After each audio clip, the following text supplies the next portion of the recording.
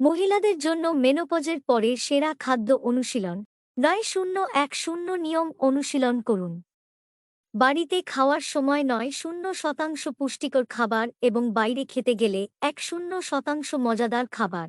যে খাবারগুলি ৯-০ বিভাগে আসে তা হল পুষ্টিকর ঘন ফল যেমন হিমায়িত ব্লুবেরি এবং তাজা রাস্পবেরি, যা অ্যান্টিঅক্সিডেন্ট সমৃদ্ধ। আপনার খাদ্যতালিকায় অলিভ অয়েল অন্তর্ভুক্ত করুন।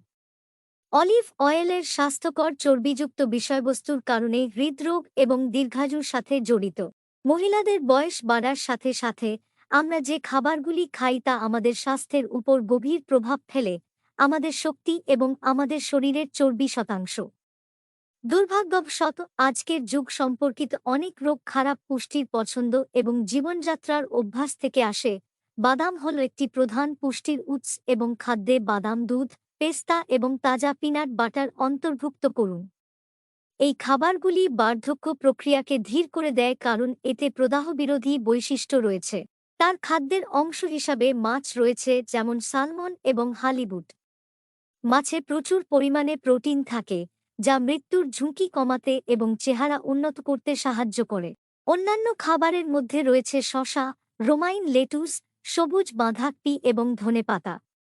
সবুজ শাকসবজিতে প্রচুর পরিমাণে ফাইবার থাকে, যা হজমে সাহায্য করে এবং ফুলে যাওয়া এবং অ্যাসিডিটির মতো অবস্থাকে উপশম করে।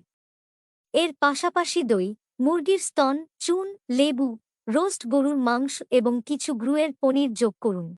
পরিশোধিত শর্করা এবং কার্বোহাইড্রেট এড়িয়ে চলুন। কোনো কুকিজ, কোনো কেক, কোনো স্ন্যাক্স, কোনো আইসক্রিম, কোনো প্রক্রিয়াজাত খাবার কিনবেন না।